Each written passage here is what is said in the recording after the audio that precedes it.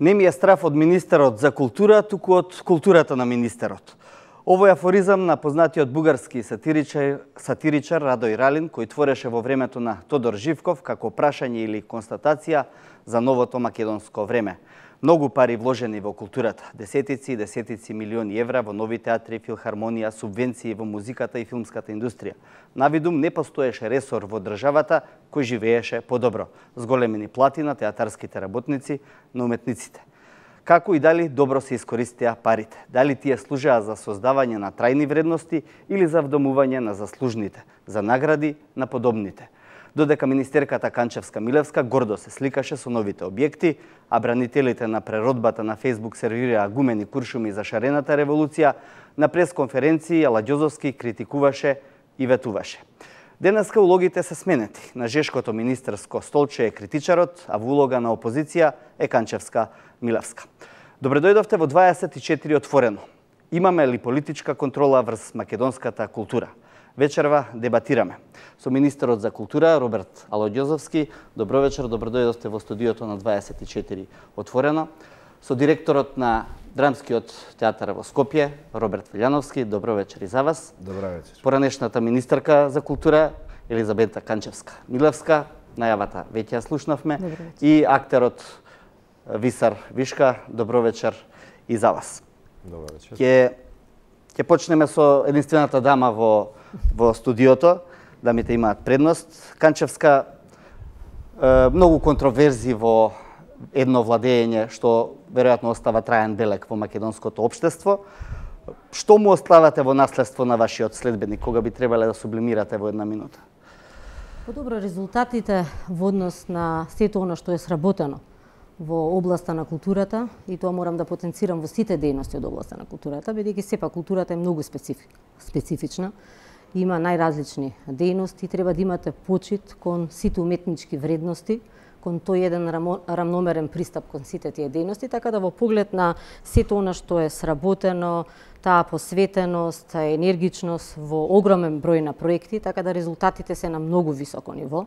Оставаме големи резултати, кои што се постигнати преку реализација на огромен број на проекти, кои што проекти се видливи, реално мерливи, може реално да се разговара и за самиот бенефит од сето она што е инвестирано во културата, дали станува збор за инвестиции, дали станува збор за стимулативни мерки во сите дејности, дали станува збор на унапредување на културата и културниот живот, нели во нашата држава, па да не зборам нели за заштитата на културното наследство, музејската дејност, библиотечната, театарот и така натака. Ако треба да одвоите еден проект на кој што сте посебно горди, кој би бил тој? Не би можела да одвојам проект, бидејќи ги има многу. Имаме огромен број инвестиции, но можам генерално да кажам дека сум лично горда на сето она што го направивме во културата.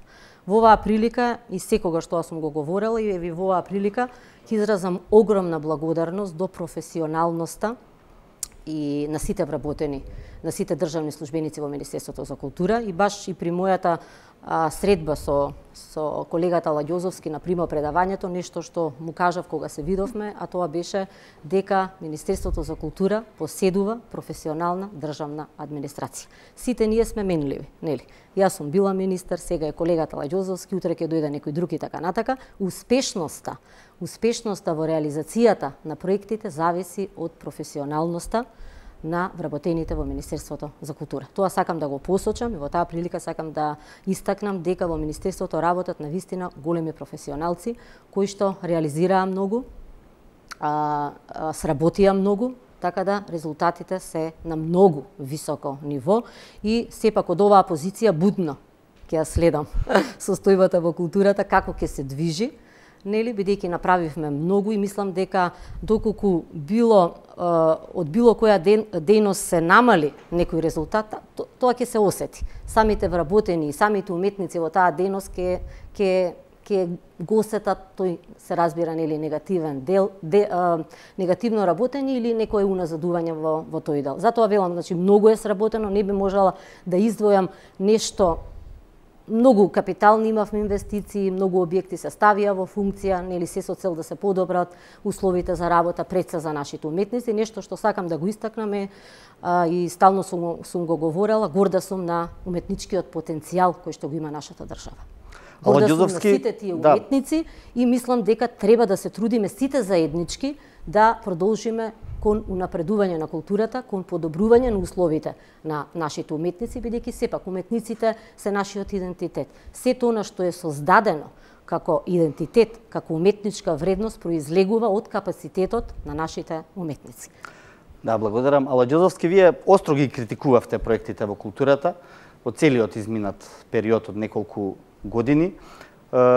И она што е направено, но и она што не е направено, колку што можев да проследам од вашето делување како опозиционер. Кога ја слушате сега Канчевска-Милевска, си велите ли има многу да постигнам или има многу да ревидирам? Секако дека и двете цели се нормални, дури и Министерството и мислам и министерот да се менува во нормални услови во 3 или во 4 години, треба да се направат ревизии, а не во случај кога една власт нели владеела 11 години и во таа смисла има многу што да се прави. Сега, јас веднаш би кажал дека она што јас мислам дека недостасуваше најпрвин целиот овој период, тоа е една поголема отвореност на министерката и на министерството кон јавноста. Обидот да се соочи со јавноста. На некој начин сега таа повторно ги повтори оние ставови кои што ние добро ги знаеме и тоа се оние ставови кои што произлегуваат од нив. Меѓутоа, цело време недостасуваше едно соочување со неистомислениците, едно соочување со луѓето кои што има низа критики и забелешки. Во таа смисла, нели, мислам дека надвор од мојот мандат кој што трае само 15 дена, министерката секако дека бившата министерка, нели, треба и остана должна на јавноста. Мислам дека треба да се појави барем на неколку дебатни емисии соочена со луѓето од културната фела кои што не се согласуваат со нејзините тези. А тоа го зборам токму заради тоа што најмалку во овој месец од кога се фактички стана јасно дека ќе има промена на власта, значи сите комуникацијски канали кои што јас ги користам, и социјалните медиуми и мејл комуникацијата, ми е пренатрупана со критички забелешки на претходната работа во министерството. Луѓето имаат поплаки, луѓето ме информираат што биле проблемите и ми нудат солуции. Се надевам само дека ќе имаме доволно капацитет, доволно можности да ги реализираме нивните забелешки и сугестии и дека ќе успееме дел од комплицираната ситуација да ја направиме помалку комплицирана отколку што беше. Главно се соочуваме со проблеми во сите сфери. Не само што значи не е проблемот само што е направено, туку и како е направено. И во таа смисла, нели, имаме многу критики. Сега се запознавам со работите во министерството. Министерката има право, остави еден професионален тим, со тој професионален тим одлично соработуваме, тие ги подготвуваат своите извештаи и се разбира се подготвени да помогнат.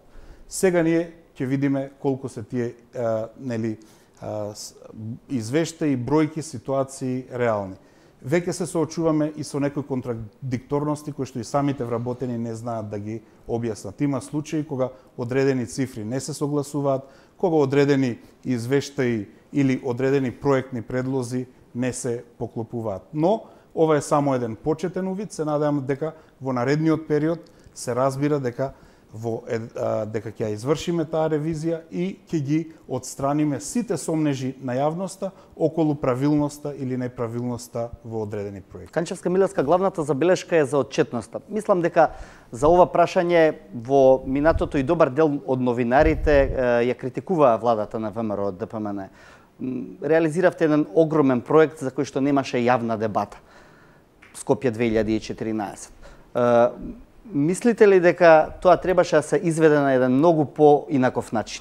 Бидејќи така изведен наликуваше на малку насадување на објектите без учество на јавноста, особено на јавноста која што е за тоа битна.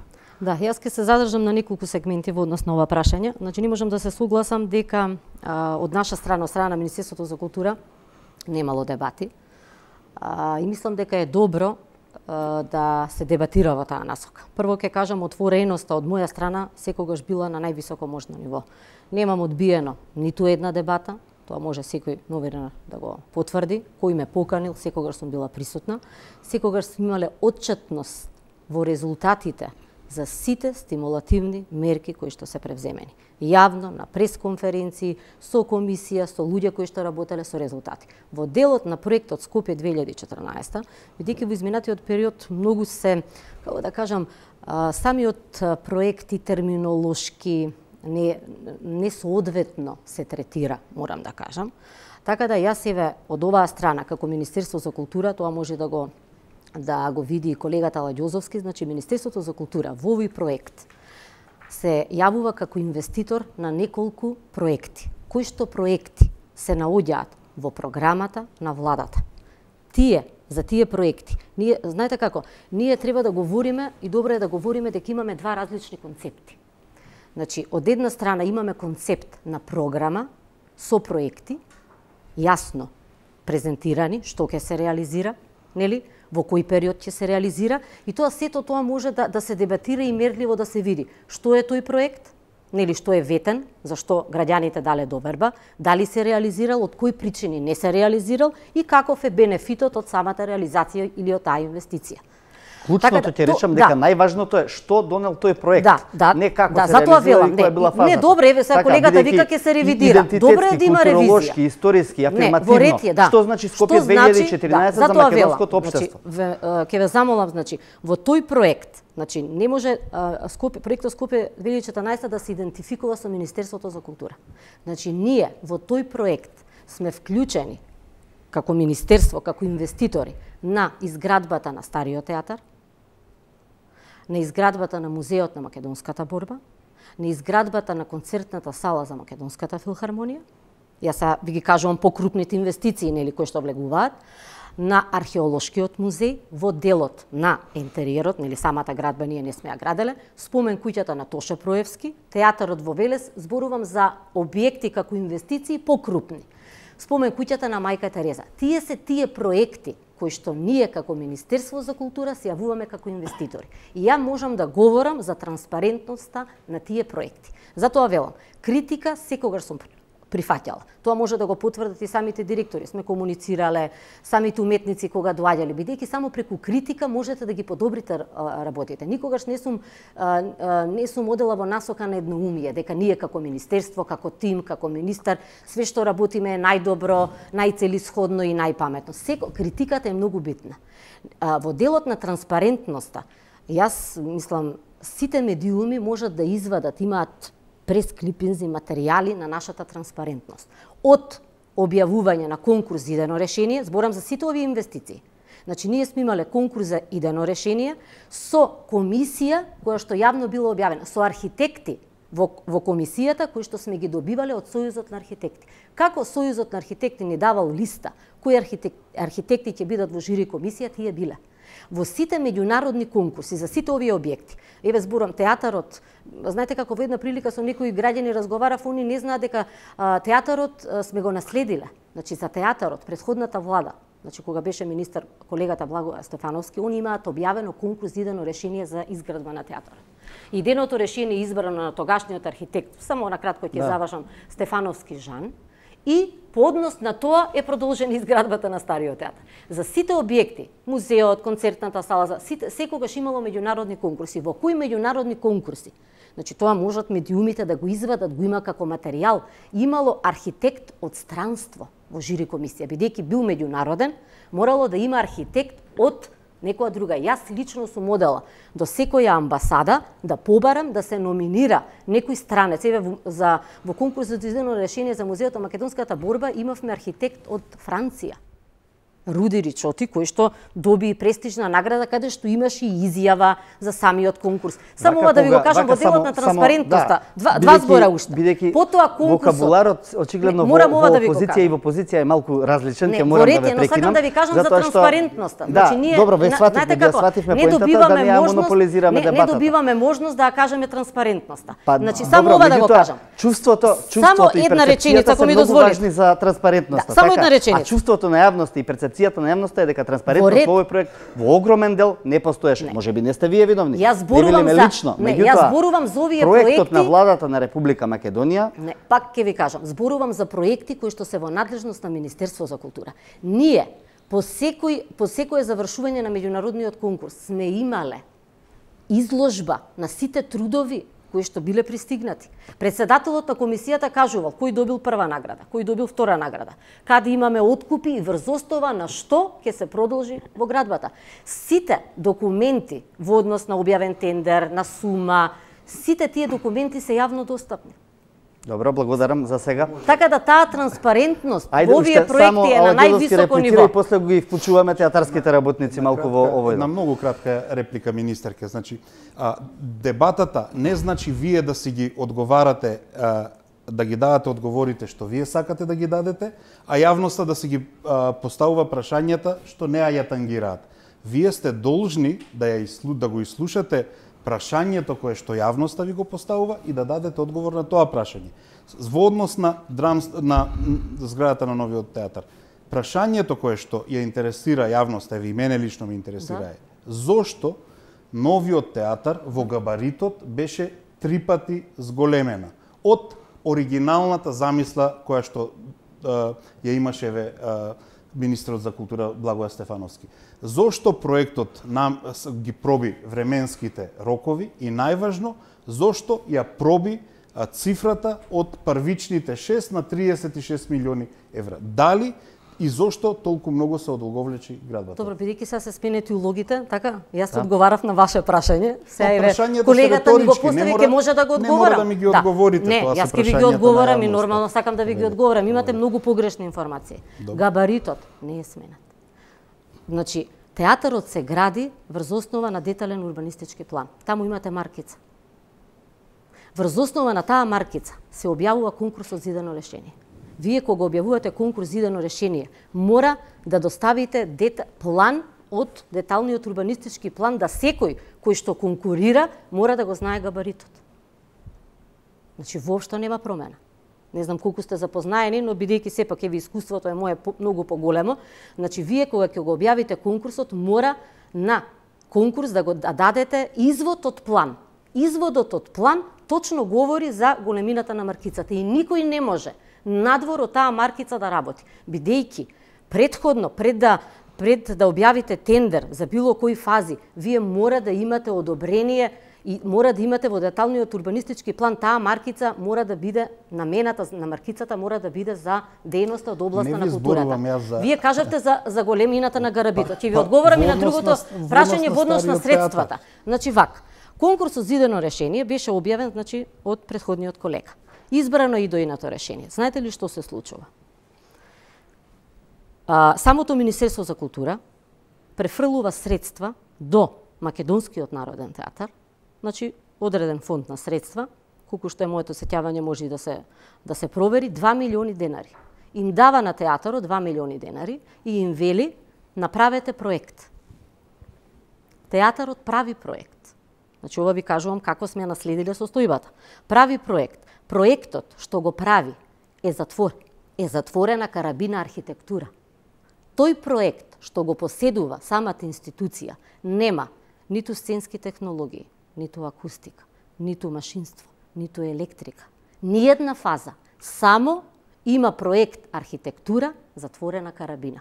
Толку имале пари, толку го направиле проектот. Проектот, кога беше доставен до Министерството за култура, проектанската сума за тој проект, согласно габаритот и согласно проектот, проектанската сума беше 6 милиони евра. Само за затворена карабина.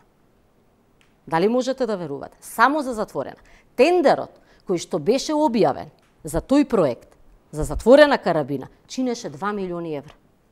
И во јавноста, како да ви кажам, паушално се говори и се зборува без релевантна документација. Ова што ви го говорам, можете утре во Министерството истото да го проверите. И на јавноста овие документи да ги предочите. Еви, јас би дошла отворено, ова што го говорам да го види јавноста. По тој проект е објавен тендер, каде што на тендерот е даден проектот, за да може проектанската куќа да изработи проект за сценски технологии, театар без сценски технологии. Еве тука имаме актери, знаат што значи. Без машинство, без електрика, без ниедна фаза. Потоа се работат проектите и потоа врз основа на проектите одите во однос на тендерирање на останатите фази. Значи, јавноста цело време говори за 6... И не заборавате фундус да направите за Ме разбирате? Македонскиот народен театар. Значи, 6 милиони евра за некој проект кој што бил изработен во дел на архитектура затворена карабина без ниедна друга фаза која што е неопходна.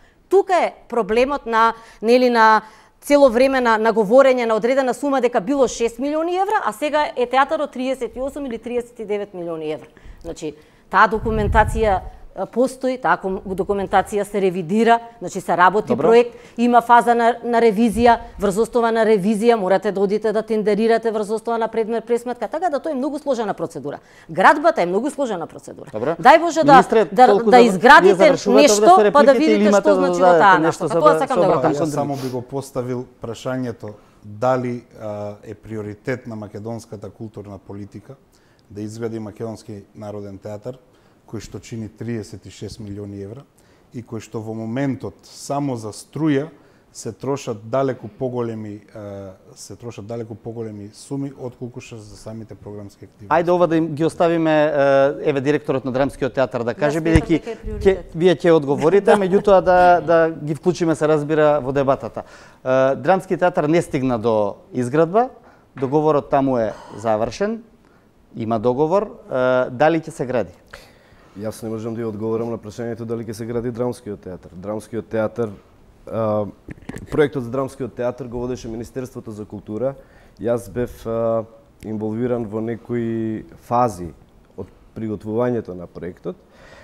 И моите информации, сега исто можам да говорам само на она што го имам како информација, моите информации говорат дека Драмскиот театар завршен е проектот, подпишан е договорот за изградба на Драмскиот театар од Скопје, условен, кој што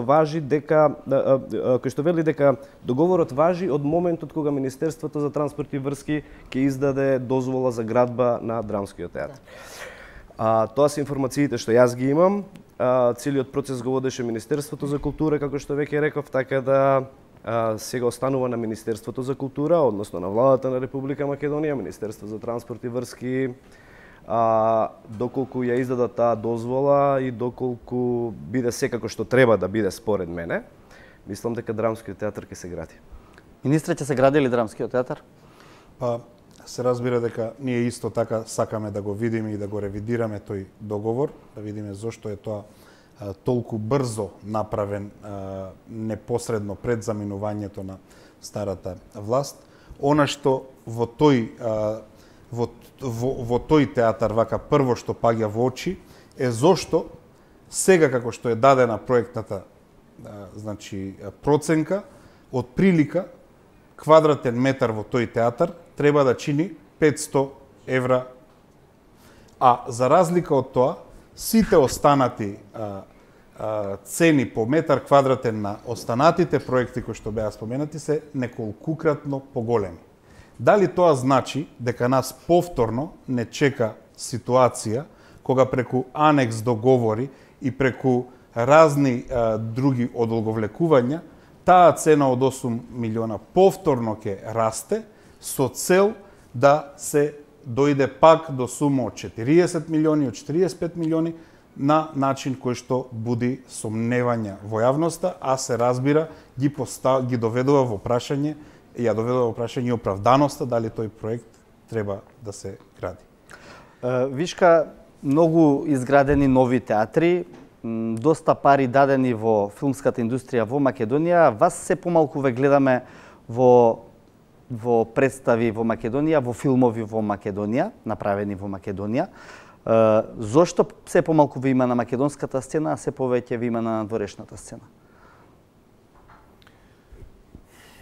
Пошто зборевме првите 15-20 минути за градби, за такви работи, за театарот. Да, во делот ова влегува во тој корпус на прашање, бидејќи на тие услови обезбедени од страна на културата, како што можеме да чуеме во изминативе 10 минути, зошто не сте присутен тука? Покрај актер, јас сум исто и продуцент и режисер. Дали требаше театар? Требаше и тоа многу долго. Мислам, срамота беше една Македонија, националниот театар да седи у барака тие 20, 30, 40 години во барака која што била направена за 5-6 години. Требаше театар. Дали требаше добар театар? Јас сум пресеќен на технологијата што има. Од светла до чиги, до платформи за свето тоа. Дали има многу, како да кажам, лоши работи внатре? Има. И дури еден поранешен директор кој отишол како габарит, кој го гледал, рекол дај токмак да скршам овде, затоа што има многу небулози, како што спомнавте вие, фундус нема многу грешки има внатре, што не требало да се дозволи. Не треба да се дозволи на такво. Се уште имаме проблем кога ќе влеземе во паркингот, сценографија нема каде се стави. А има таму некое место, може да се догради за фундус. Мислам, ако веќе сакаме тоа што го, нели сте го наследиле, да го направите пофункционално. Да, но вратата е мала, па нема да може да влегуваат ова сценските материјали. Не знам, значи треба да се смисли. Исправена? Треба да се смисли. На 36 милиони евра уште да нема врата? Да, мислам, грешки има многу. Дали требаше? Да, требаше.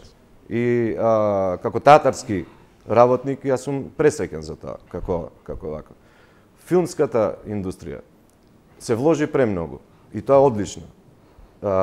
Се даде шанса и на многу млади автори да работат, а не како задниот 15 години, 20 години, кај што само тројца луѓе работеа.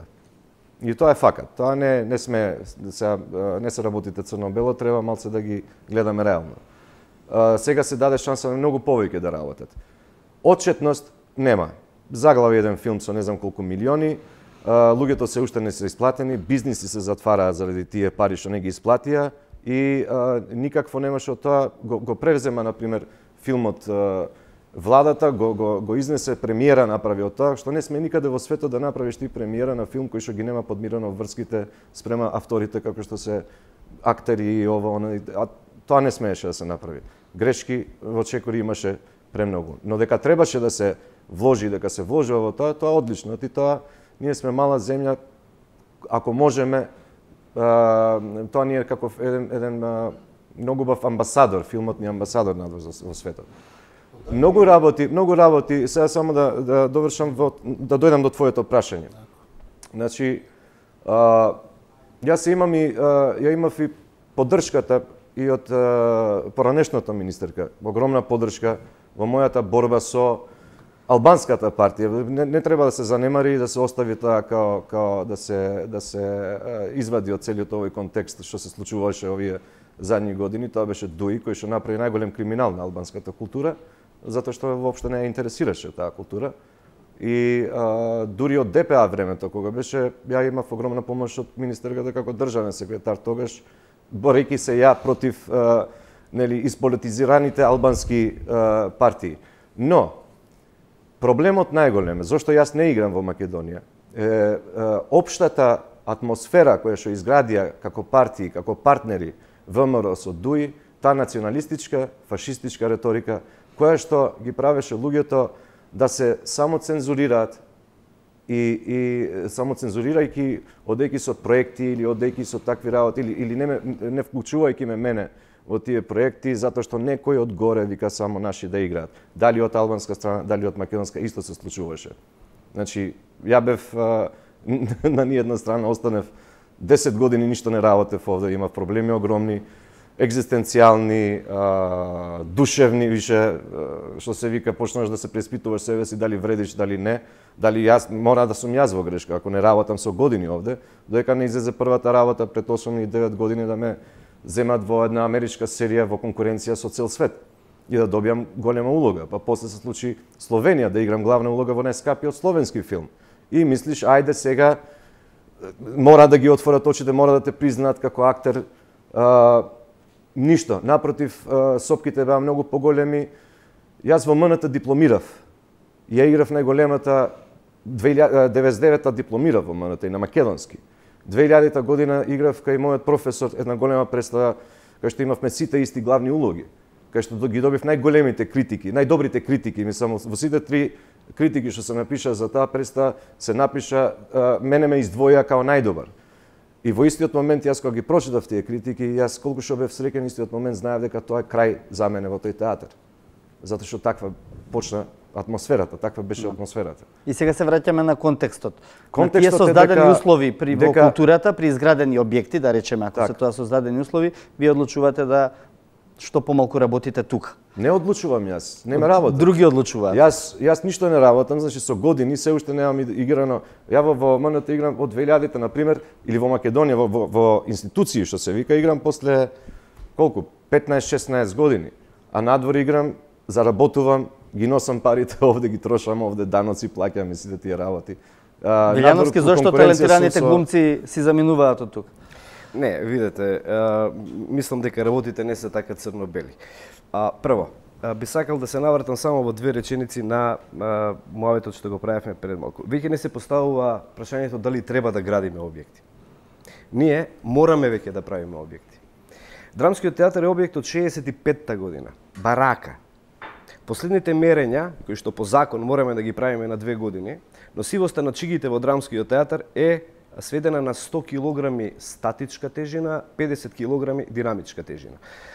Сега во септември треба да правиме редовно мерење на чигите. Доколку се случи таа носивост на системот, кој што објективно времето го изел од 65-та година, да падне на 50 килограми динамичка, статичка тежина и 25 килограми динамичка тежина, било кој директор ќе забрани да се користат минимум технолошките средства за работа што ги имаме во театарот од безбедносни причини.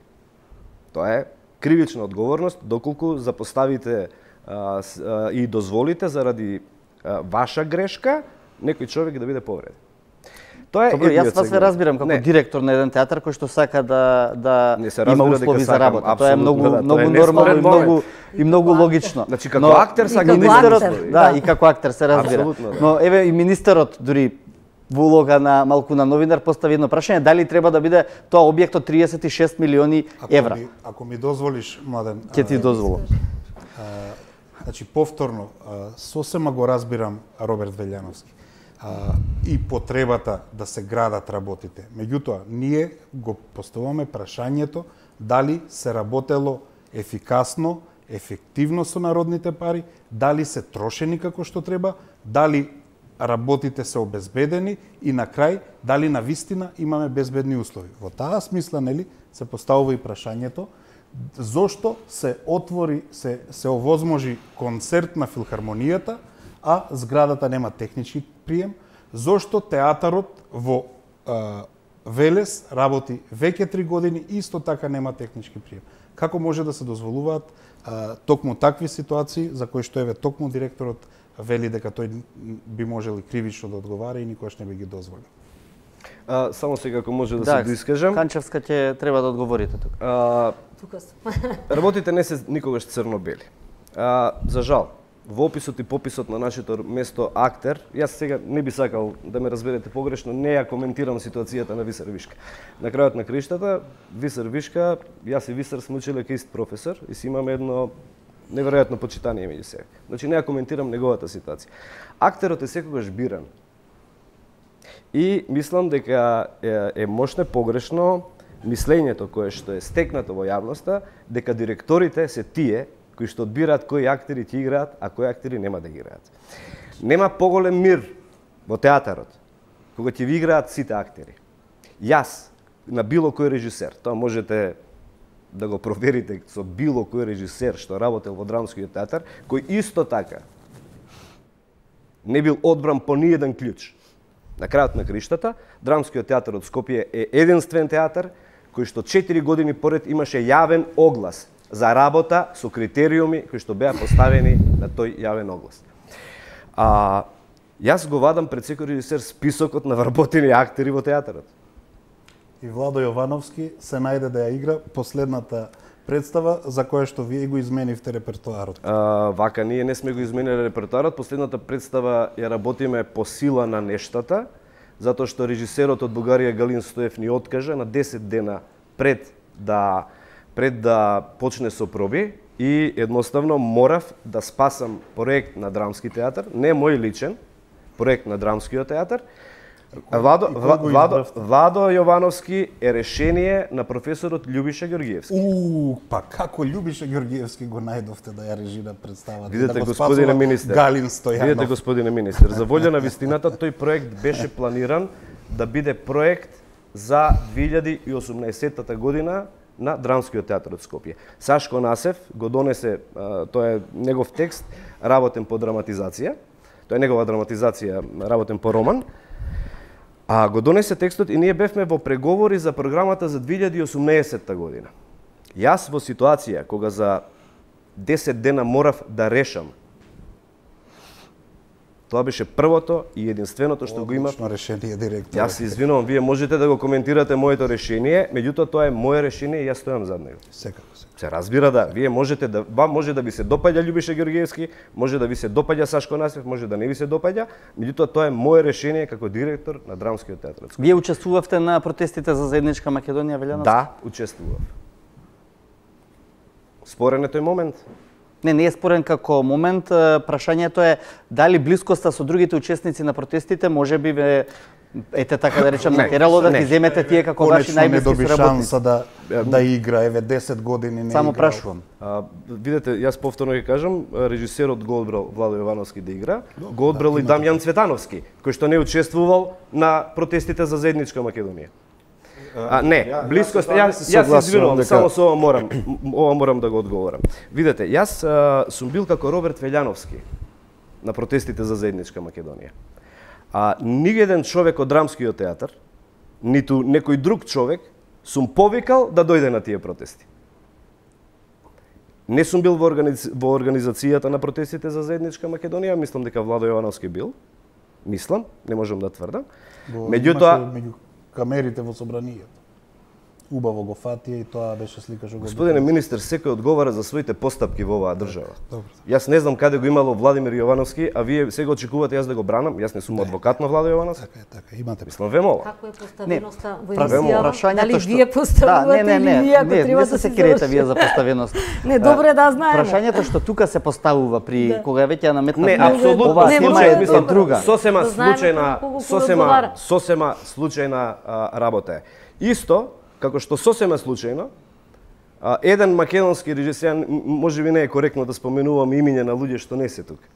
Еден еминентен македонски режисер кој што учествуваше во протестите на шарената револуција, одби да работи во Драмскиот театар на добиен проект. Дали мислите дека во театарот ги бираме луѓето според тоа кој на кои протести оди?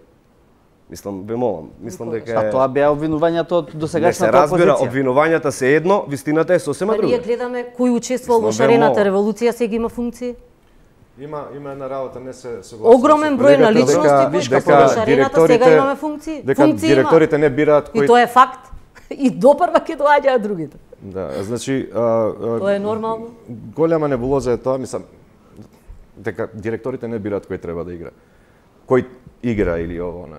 Напротив, директорот треба да посочува уметничкиот директор, да речеме, он треба да посочува знаејќи го својот потенцијал Не, тоа е на апсолутно, уметници. мислам, вие репертоарот го правите врз Да, основа на луѓето што ги имате, така иначе како ќе така правите? Е, значи, како Не можам јас да го уметнички правам директор, тело ако немам како тело во уметнички театар. директор, доаѓа режисер кој што не знае од странство од ваму таму, ќе кажеш овие ти се одлични за оваа улога. Знаеш, како кастинг директор, он ќе понуди тројца четворица и после режисерот ќе одлучи кој меѓу тие тројца четворица или ќе каже чекај ово ми игра 20 представи. се разбира. Сите Значи, главни улоги ги игра, ќе рече одмори ми го, да. Единствено. Не го давам. Значи не може директорот, значи јас прифаќам дека он треба да понуди еве овие ти се добри, овие ми се пренатрупани, играат сите главни представи, сите улоги.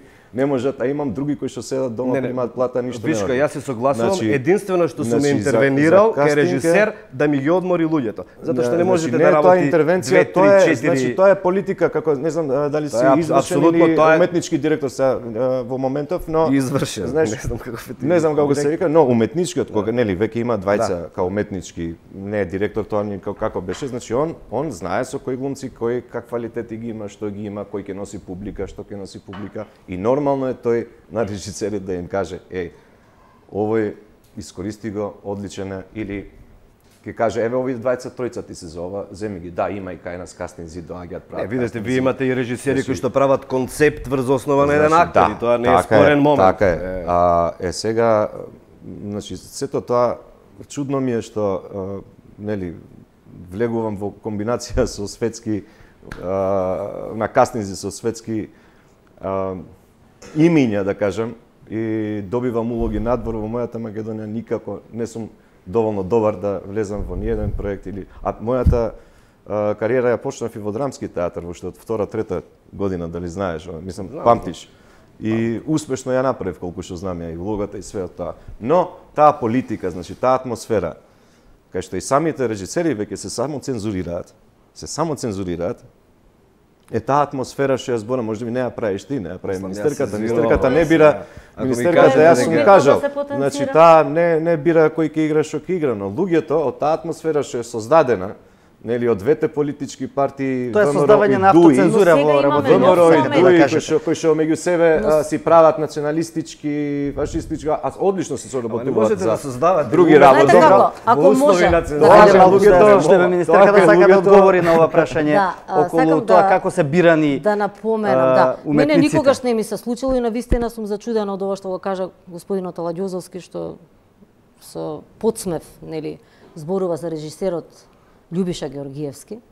Не ми се случило, сите режисери се за мене на највисоко ниво со огромна почит. Дали станува збор за Љубиша Георгиевски, дали станува збор за Слободан Унковски, дали станува збор за многу други режисери кои во овие изминати години работеле интензивно. Тоа тие се бројки и факти каде што се гледа. Каква била политиката и како се однесувала према. Вие да со подсмев да зборите за еден бард, Љубиша Георгиевски е режисер со огромно искуство, професор на факултет, каде што има огромен број на студенти, морам да се доискажам. Јас се извинувам да ми дозволите. Мислам дека никогаш многу е лошо да еден министер влезе во репертоарна политика на институции. Тука крах се доживува. Колку представи имале, да речеме, Унковски или Александар Поповски?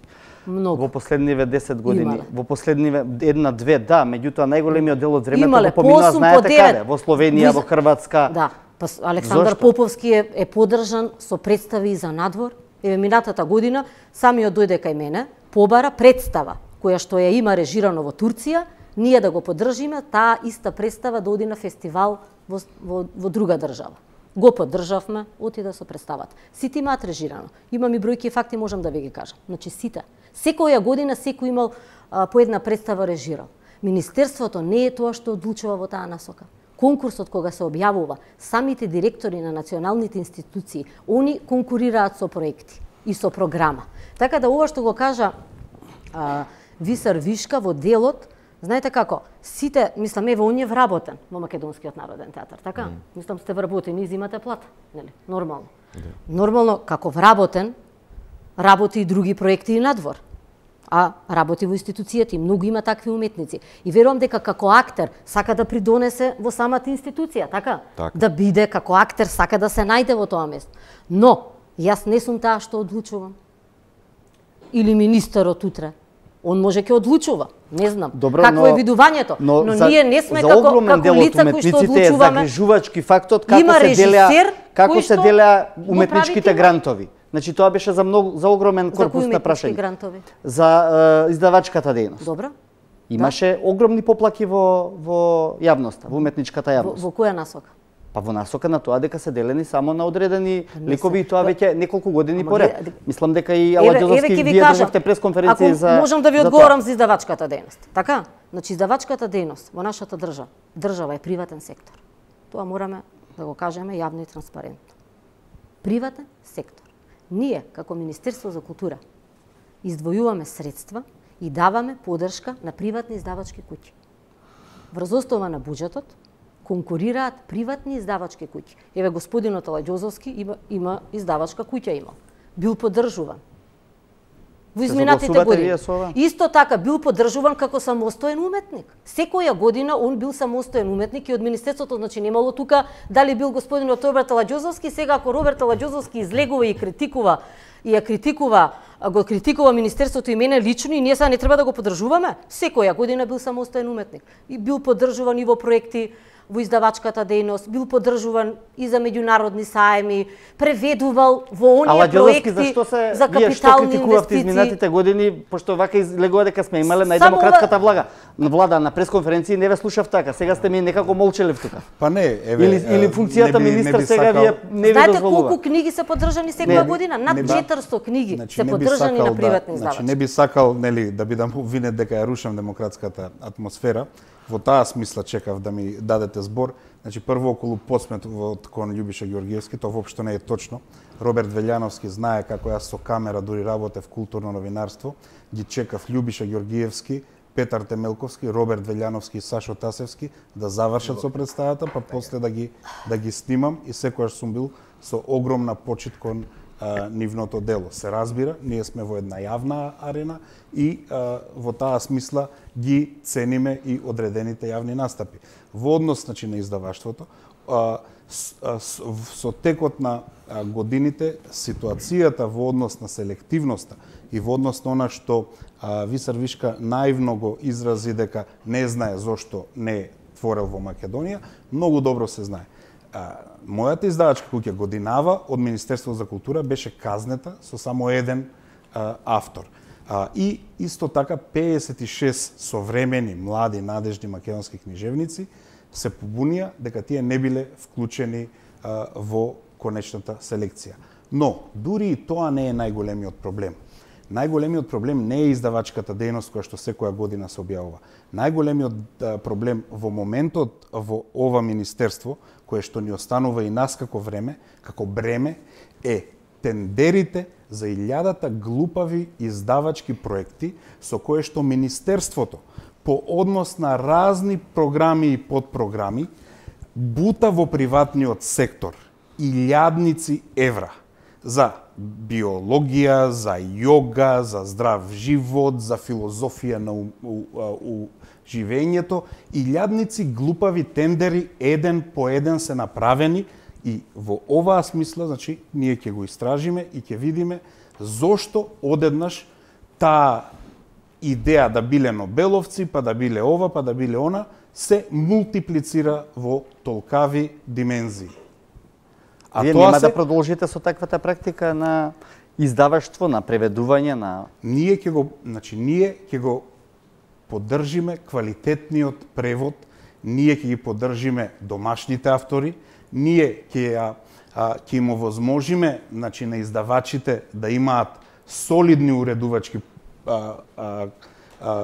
политики кои што самите ќе ги носат, а не министерството да им диктира каков тип на книги и потоа преку крајно сомнителни тендери да им ги дава. Не ве сватив што беше глупаво во тендерите или во книгите во издадените? Па замислете сега, министерството објавува листа од 500 книги на здрав живот.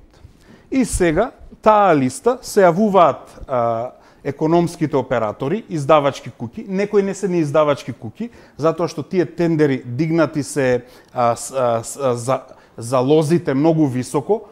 Обичната издавачка куќа, ретки се тие двајца, тројца економски оператори, тука мислам издавачки куќи, може да се јават, па се јавија глупави конзорциуми каде што печатници беа претварани во издавачки куќи за да ги задоволат условите на тендерот, и на такви тендери се печатеа овие книги кои и чинеа тие по неколку стотици илјади евра. Значи книги. И за тоа имавме критика во јавноста. Книги кои што се лошо преведени, кои што се лошо спакувани, кои што окупираат во овој момент голем дел од просториите на Народната универзитетска библиотека, просто се оставени таму, никој не се грижи за нив. Значи, место балансирано инсистирање на квалитетен превод и на квалитетни дела кои што ќе најдат на читатели, место програма на развој на читатели, се оди на една хиперпродукција зад која што стои злоупотребата на јавните пари за економските оператори кои што министерката многу добро ги дефинира дека тоа се приватни издавачки куќи. Зошто се подржуваат на таков начин и се создаваат неравноправни позиции на пазарот и одеднаш ние имаме еден мегаломански раст, еден непримерен раст на квази издавачи кои што сега имаат пари за закуп на простори на улица Македонија, а истовремено еден издавач, например како Табернакул, не можеше да го преживее, па мораше да ги отстапи просториите на книжарницата, која што цело Скопје и цела Македонија многу добро ја знае, за сега таму да никне некоја деловна просторија на банка или осигурување или казино или што и да е друго. Канчевска Милевска, доста обвинувања на сметка на Па не, добро, вашето раководење во однос на многу тендерите паушални, со... морам да кажам зачудувачки сепак од една личност која што потекнува од таа бранша, личност која што прифатила да преведува книги, нели, а се зборува сега дека е лош превод, а истата таа личност преведувала, значи ако не се допаѓал проектот, може да го одбие. Но не е битно. Јас генерално морам да кажам неколку работи околу издавачката дејност. Спомнав дека се работи за приватен сектор, спомнав дека секоја година на конкурсот се подржуваат книги, и тоа многу книги. Значи секоја година бројката можам да кажам дека е негде до 500 книги кои што се подржуваат од страна на Министерството на приватни издавачки куќи, тие јавно се транспарентно објавени кој колку добил и за кои книги. Тоа морам да го напоменам. Покрај тоа, значи во оваа бројка на книги, значи станува збор и за списанија, за електронско издаваштво, за публикации и така натака. Покрај оваа подршка на конкурсот, ние секоја година вршиме и откуп. Што е целта на откупот на книгите од издавачките куќи? Имале веќе 2 години. Не, добро, сега ве молам да се доискажам. Во секој случај ми поставија прашање, морам да кажам, не е точно дека сме повторно неточна информација. Повторно неточна информација. Ми е жал што баш би требале да ве брефираат како што треба во таа насока. Значи, со откупот што го правиме, некогаш и 2 откупи во текот на годината се објавуваат. Целта е да се откупат публикации и да се дистрибуираат до нашите библиотеки. Се со цел да нели се збогати библиотечниот фонд во таа насока. Врз основа на овие 2 работи кои што ги правиме, ние објавивме стимулативна мерка за конкурс за странски издавачки куќи. Тој конкурс веќе 3 години се реализира. Конкурсот се однесува на подршка на странски издавачки куќи да преведат наши македонски автори и тоа дело и книга да се најде на странскиот пазар. До сега, значи, се преведени над 100 и нешто книги на македонски автори на 21 странски јазик. Тоа беше една мерка која што беше многу прифатена добро. И ова сакам да го кажам во делот на капиталните проекти, бидејќи беше спомнато. За капиталните, да. За во однос на тоа зошто беа пуштени без употребна дозвола. Да, и ќе се вратам на тоа нормално. Не е проблем. Значи во делот на капиталните проекти, значи ние имавме проект 135 тома македонска книжевност. Прв пат се реализира еден таков проект. Не станува збор ни за биологија, ни за јога, ни за не знам што. 135 тома македонска книжевност. На македонски и на англиски јазик преведена и дистрибуирана до над 300 светски библиотеки. Се со цел да биде достапно нашето македонско литературно творештво, значи до сите оние читатели. Чувствувате ли Не, ако може сега за капиталните да кажам уште еден збор. За капиталните, значи, дека не е во кои тоа капитални? точно. Звездите на светската книжевност. Не ги работеле книгите Министерството за култура. Си има одбор. Значи во одборот кои книги ќе бидат во звездите на светската книжевност е академикот Митко Маџунков, Венко Андоновски и многу други професори кои што ја направиле таа селекција, Луан Старова академик и многу други. Мислам, го има решението, може јавно да се објави. Оние направиле селекцијата во проектот од 560 книги, кои ќе влезат книги во проектот Звезди на светската книжевност. Во делот на превод на дела кои што имаат добиено Нобелова награда, исто така. Значи, точно се знае која книга има добиено Нобелова награда, колку е тој проект, значи колку книги е и така. Сето тоа мислам дека е од огромно значење за нашата држава. Знаете ли колку има ефект? Од колку огромно значење да ве прашам? Дозволете ми сега да ве прашам. Господин Коваѓозовски кажува нема транспарентност. Вие зборите колку има ефект. За промовиравте ли европски вредности и човечки вредности во оваа држава низ културата во овие 10 години? Да. Дали мислите дека културата успеа да продуцира такви европски вредности во Македонија во овие 10 години или доведовме до една раскол на општеството? Сме сведоци што се случуваше и што се случува се уште во македонското општество, кое што на крајот кулминираше со оној крвав четврток, кога впрочем видовте и самите што се случи. Што има тоа во однос на проективе на Министерството за култура? Значи проектите во културата се особено значени за изградба на едно морално кредибилно општество. Каде е морално кредибилното општество во Македонија после ова 11 годишно владење? Ниеден проект не било споруван од страна на фелати и на вработените. Не сум слушнала ја да биде некој проект Скопје 2014 како идентитетски и културолошки проект беше многу оспориван од добар дел од јавноста, да не речам според анкетите, од над 60% од јавноста. Јас што кажав како инвеститори што се јавуваме. Што било оспорувано? Стариот театар? Добро, но вие сте дел од еден комплексен проект, се разбира. Тоа е во ред сето тоа, но ја морам да говорам за она што било во рамките на проект каде што ние го реализираме. Ја за тоа можам да говорам. И мислам дека во тој дел Министерството што го има реализирано, дали се овие проекти во делот на издавачката дејност, дали во инвестиции, дали во делот на заштита на културно наследство, нема нешто спорно, нема нешто негативно. Ја не сум слушнала да има нешто спорно или нешто некој да негативно го окарактеризира сето тоа. Нема нешто спорно. Не заслужуваат уметниците да имаат добри услови за работа. Мислам, за мене е тоа неприфатливо. Сегде во светот. Па гледате да ви кажам, со изградбата на театарот, на Стариот театар, знаете ли колку странски режисери се дојдени да режираат? Знаете ли колку копродукции се направени?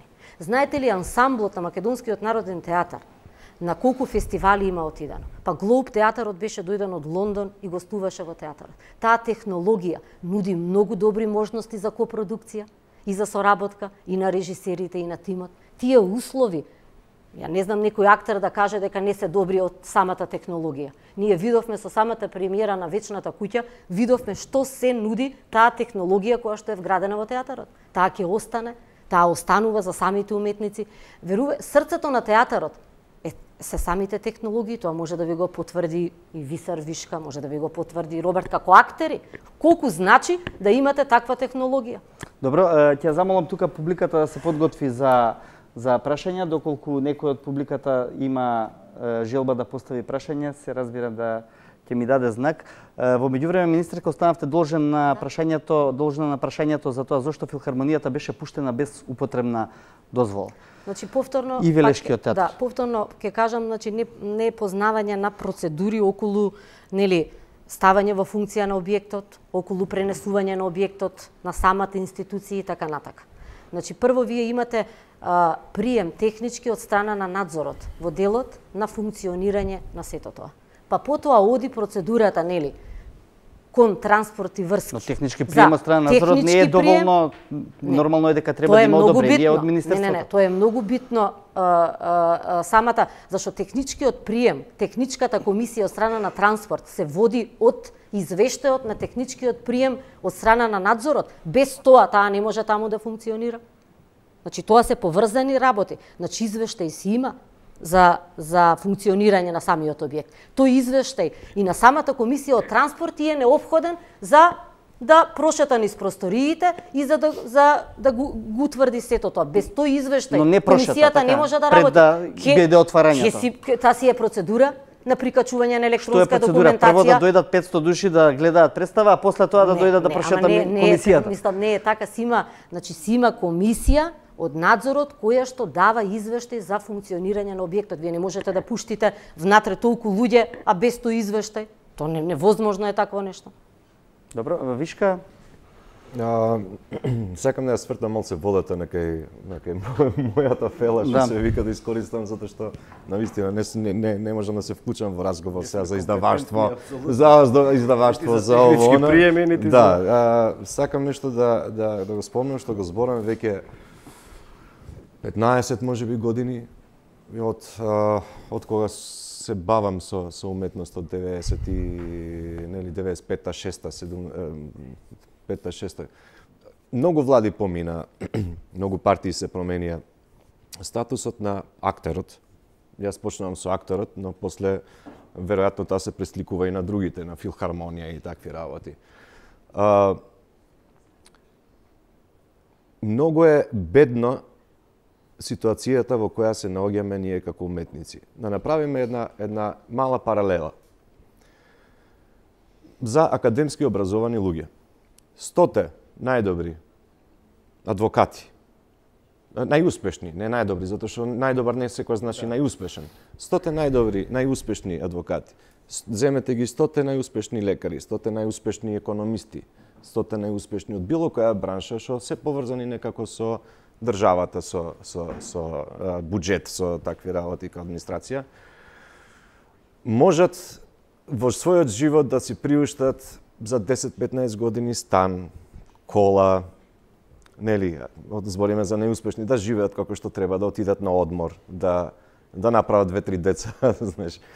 Додека ако ги земеме во уметноста 100 најдобри, 10 најдобри, не 100 најдобри, најуспешни, не може да стигнат ни до тој 100-тиот по заработка.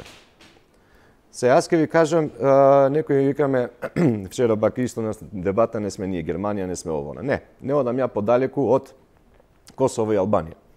Јас во Косово работев представа само што заврши војната 2000-та година. Уште беше урушевини. Мене ме повика да играм представа 5 минути појава, една голема представа како гостин, и таму сватив дека има плати помали од нашите. Мислам одлично тоа што си го повишивте платите, ама тоа не е решение.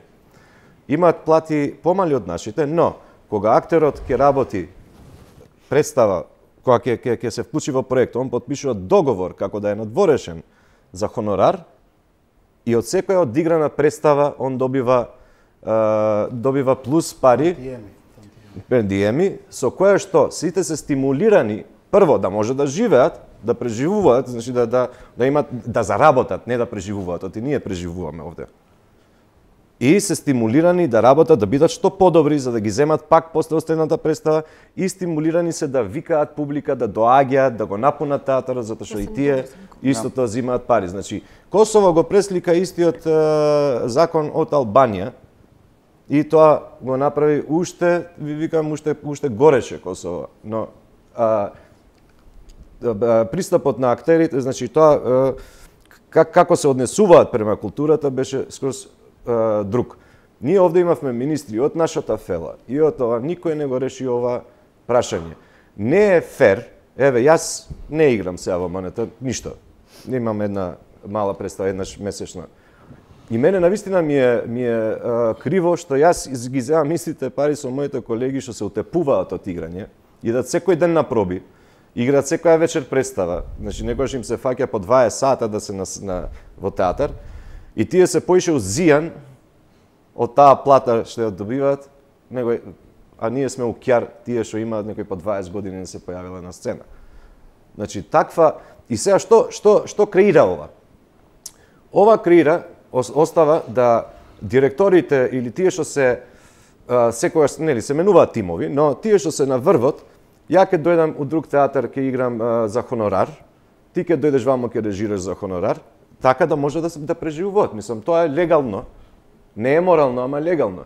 Не е морално затоа што ние имаме МНТ и Драмски, као двајца ривали, као Манчестер Юнајтед и Манчестер Сити, кои што треба да бидат ривали, да се тепаат кој ќе направи болја представа, а вака си ги менуваат играчите.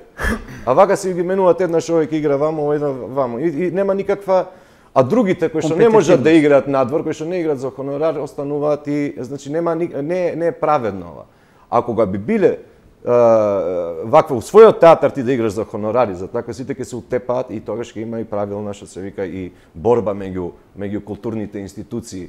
Значи ова никој никако да го реши.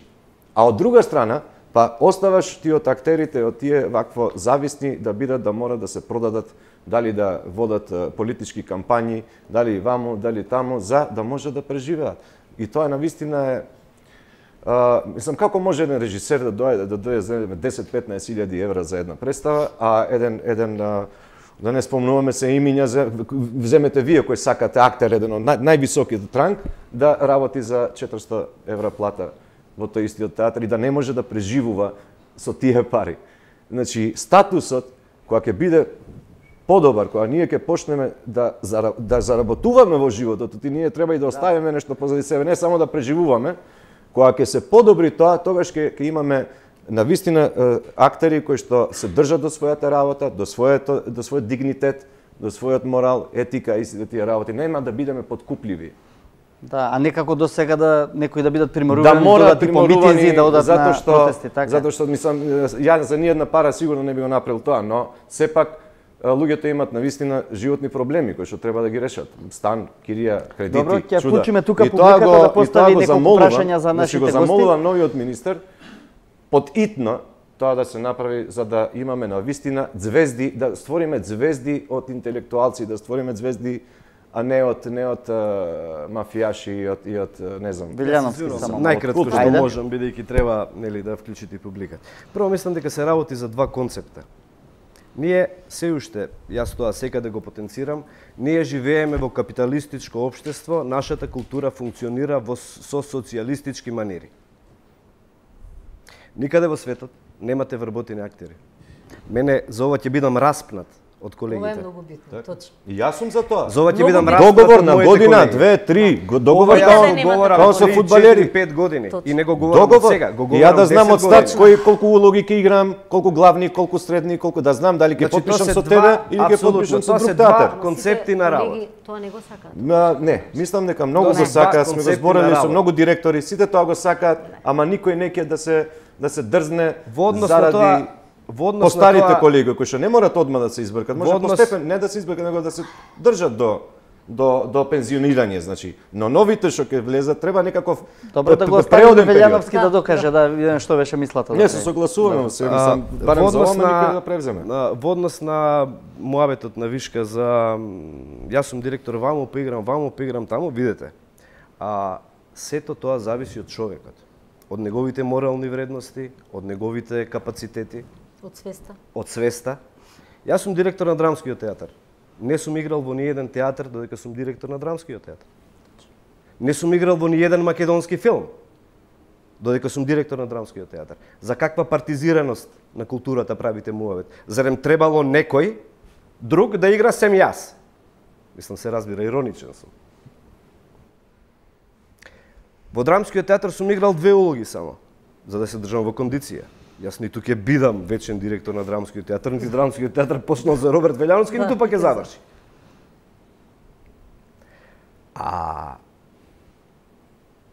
Ама кажи дека не е така. Како не е така? Дека мора луѓето да се снајдат некако. Ја не зборам дека ти сега меша и една сентенца која што се однесува на тезга. Јас сум од училиштето кој што вели дека тезгата си е богом дана работа. Тоа си е нешто не е тоа тезга, не е тоа тезга. Ти да работиш од друг театар со добар режисер, со вамо тама, мислам. Не. Се разбира дека ти говориш јас како што те разбирам затоа што таму и хонорар ќе добие, мислам, ние гледаме начини како да преживуваме. Добро, ајде сега да ја вклучиме малку публиката да не Јас зборам дека не е илегално, не. Повелете, представете се за кого ви е наменето прашањето. Добро вечер. Јас се викам Иван и имам прашање до новиот министер на култура. Поише се 2 прашања во едно. Сакам да ја прашам дали проектот Скопје 2014 ќе биде ревидиран на некој начин, дали од безбедносни причини, дали од причини за одржување, за скапо одржување на се што беше изградено. Другото прашање ми е дали панорамското тркало кој што се гради на реката Вардар ќе биде отстрането, при тоа што има доста критики во однос на тоа, дека самата река Вардар, како што се знае од историјата, не е баш безбедна со однос на земјотресот што се случил во 63-та, зашто може многу луѓе да настрадат ако тоа панорамско тркало падне. Дали тоа ќе биде ревидирано? Тоа е Добро, моето прашање. панорамското тркало не е во ингеренција на Министерството тоа е за во култура, Агенцијата на но електронски секако дека за тоа комуникации. ќе расправате и на седница на влада, па веројатно ќе го кажете своето мислење. Кое е Така. вашето мислење?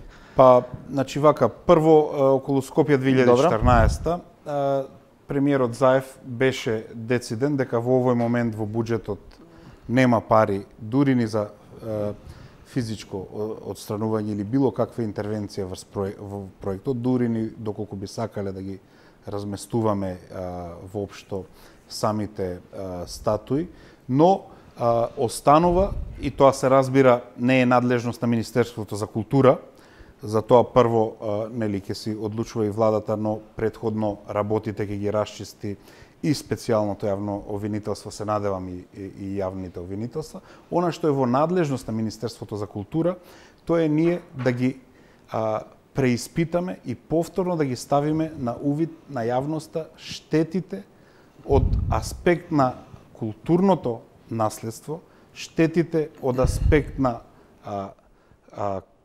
јавниот простор, штетите од аспект на невклучувањето на јавноста во одлучувањето за таков проект, а се разбира и да направиме ревизија колку од тие објекти се направени онака како што се ветени, да им покажеме на граѓаните дека тоа е стиропор, дека тоа е фушерај, дека тоа не е мермер, дека тоа не е висока уметничка вредност, дека тоа нема архитектонска вредност. И се разбира да укажеме на вредноста што претходните фасади од високата модерна, од високиот модернизам од 60-тите и 70-тите го имаа за развојот на градот, од проектите на Кензо Танге, за кои што цел свет има потврдено и има потврдено нивната вредност, кои што сега на онаков груб начин беа покриени со стиропор. Ние, значи, ќе направиме една темелна ревизија и ќе ги покажеме сите тие аспекти, па и од аспект на самата одржливост. Например, во овој момент музеот на ВМРО троши 6,5 милиони денари само за струја, додека за програмски активности имаат само неколку стотици илјади денари. Значи, несразмерност помеѓу трошоците и она што треба да биде нивна програмска активност. Истовремено со тоа, на сличен начин, значи, на јавноста ќе ја објасниме и целата несоодветност на проблемот на панорамското тркало. Повторно се работи за договори кои што треба да се преиспитаат. Еве, например, ќе го споменам, бидејќи тоа е од моја надлежност, ќе го споменам проектот Скупи, каде што беше донесен кран, се надевам дека сега ќе го отстраниме, и каде што требаше да се гради 9 амфитеатар од 9000 седишта, каде што повторно со бетонска конструкција и травертински блокови, значи не вистински травертин, требаше да се обремени тој археолошки локалитет, и каде што договорот со значи тендерот е неделнив и се однесува на реконструкција, реставрација, прво се разбира конзервација, тој тендер е веќе обнова, и на крај обнова, во процедура? А обнова е незаконски термин. А како ќе го стопирате ако е во процедура? Па тој ќе нанесе, ако го стопираме, предпоставувам, значи ние сега го бараме договорот да го испитаме, меѓутоа, ако го стопираме, државата ќе има огромни штети, затоа што тендерот е неделив. Во овој момент ќе се заврши само конзервацијата до 30 јуни и за среќа се нема градежна дозвола да се преиде на наредните фази. Но очигледно е дека самиот договор кој што произлегува од јавниот тендер е штетен и во таа смисла дури и неговото прекинување ќе предизвика штети. Во таа смисла велам, ние можеме да го одложиме поставувањето на панорамското тркало, но се уште не знаеме кои се штети ќе се предизвикат и по јавниот интерес и по буџетот на Република Македонија. Благодарам. Повелете. Добро вечер, јас сум Теодора, имам прашање до поранешната министарка. Прво да ве прашам дали за време на тоест пред реализирање на проектот 2014, според вас како жител на Скопје одговара на стилот и на историјата и на начинот на живење на Скопје? И да прашам зошто беше изградена спомен куќата за Тоше Проевски, иако неговото семејство се противеше на тоа? Благодарам, председател. Само молам да не ми одговорите дека тоа е неточност и дека не сме доволно информирани. Благодарам на прашањето.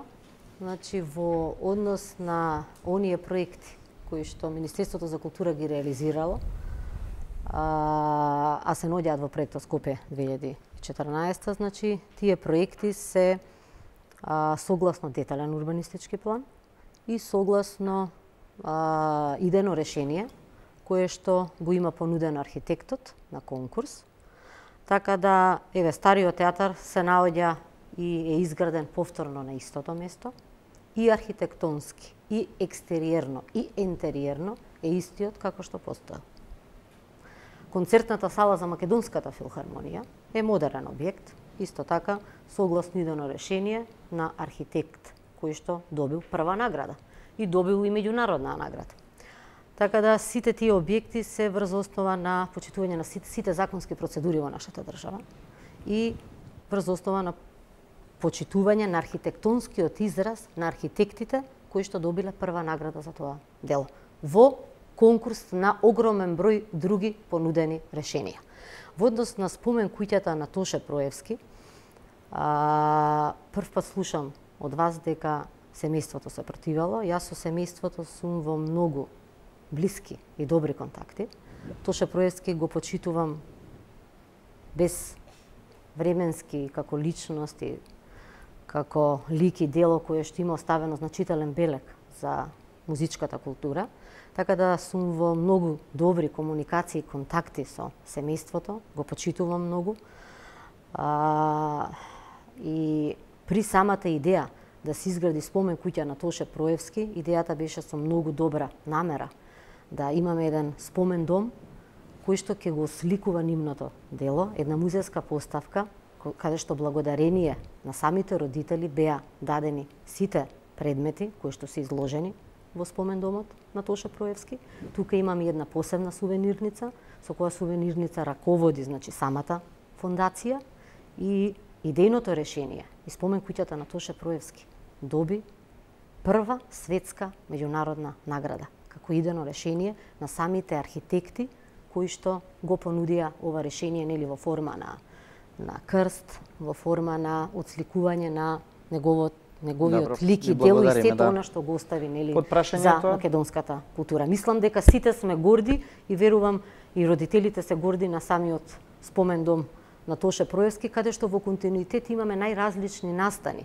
Еве, ние имавме работилница со Владко Стефановски, се со цел млади, нели, да го учат тој инструмент, заеднички да направат еден концерт, се со цел да се вратиме на тие доблесни и честни и намери и навики и сето она што го правеше Тоша за нас и за нашата држава. Добро, ја ви благодарам за сега. Со публиката ќе продолжиме после рекламите.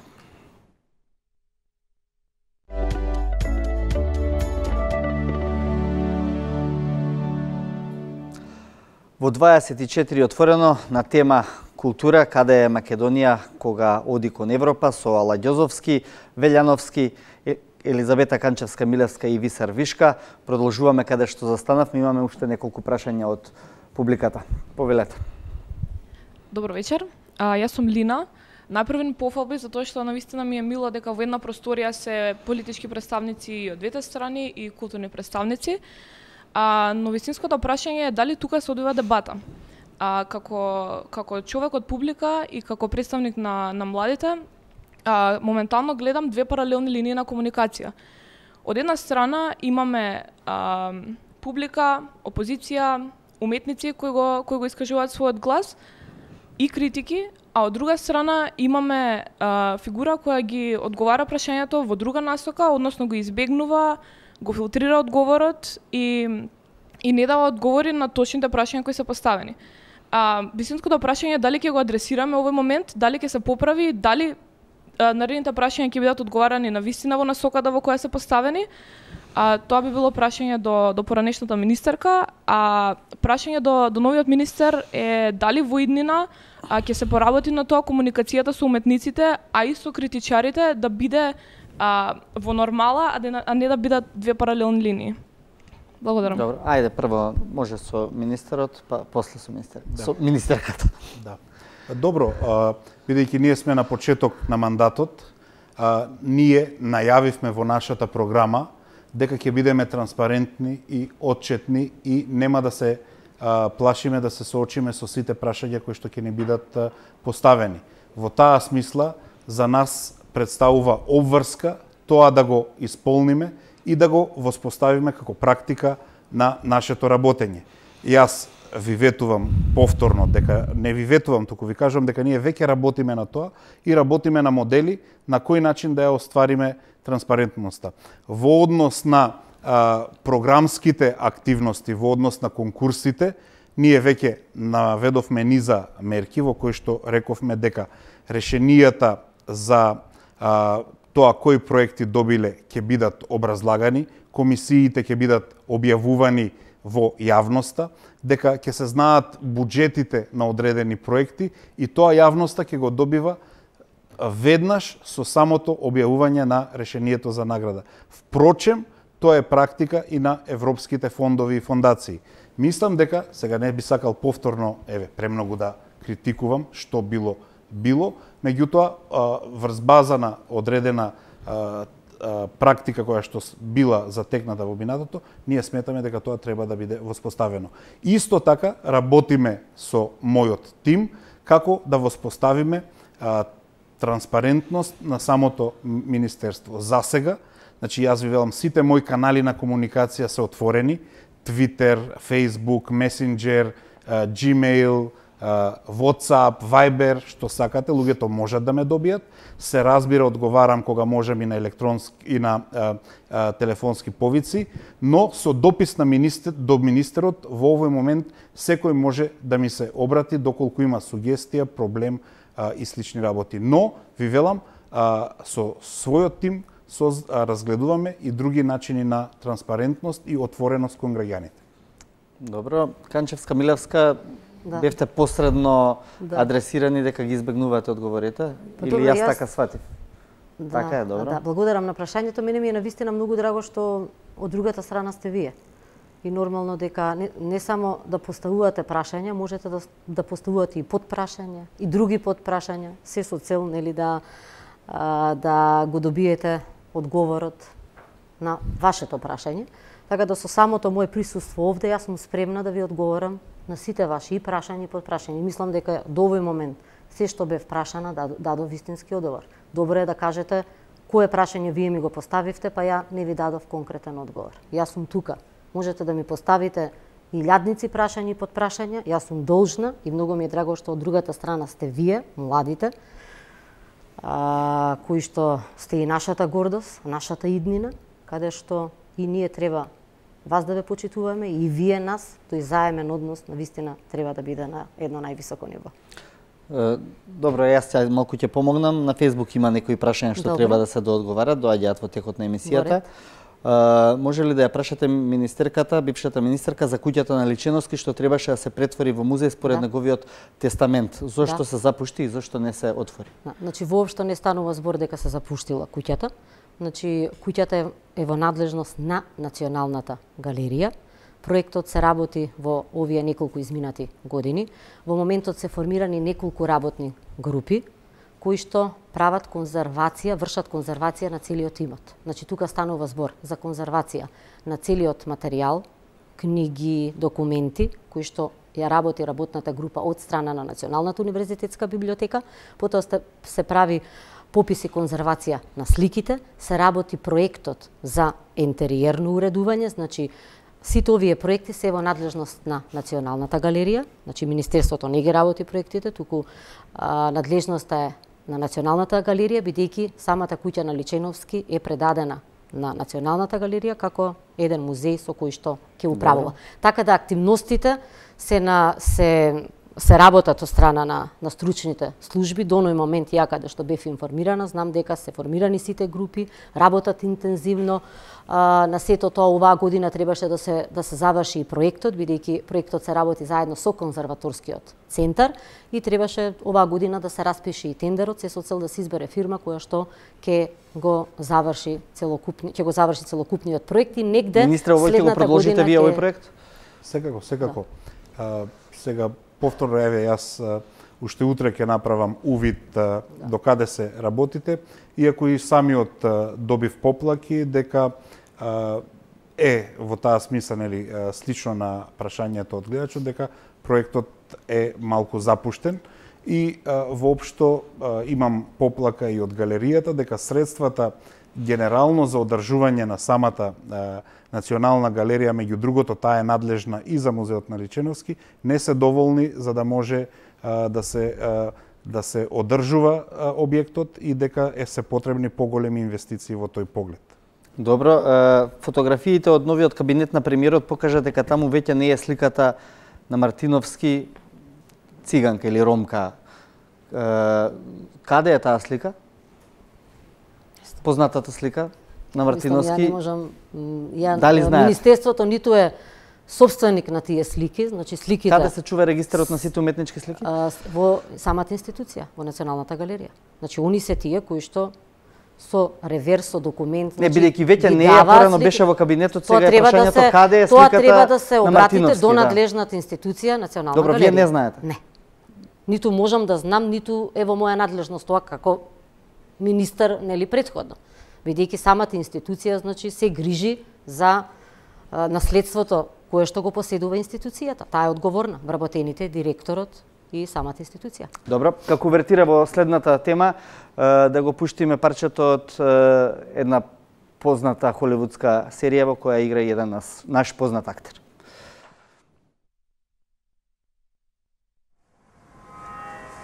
What is this? It's just a toy. Katya says your friend made it for her. What friend? It was Jamila, I told you. Don't lie to me! What did you do with him? Huh? Nothing. Nothing. You harmed me! You betrayed me. Loku, no.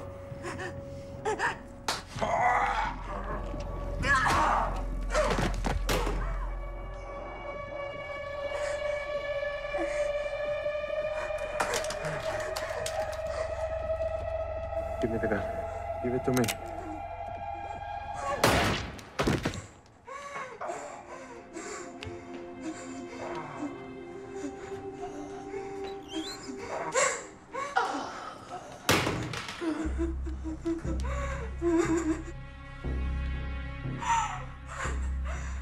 I loved you.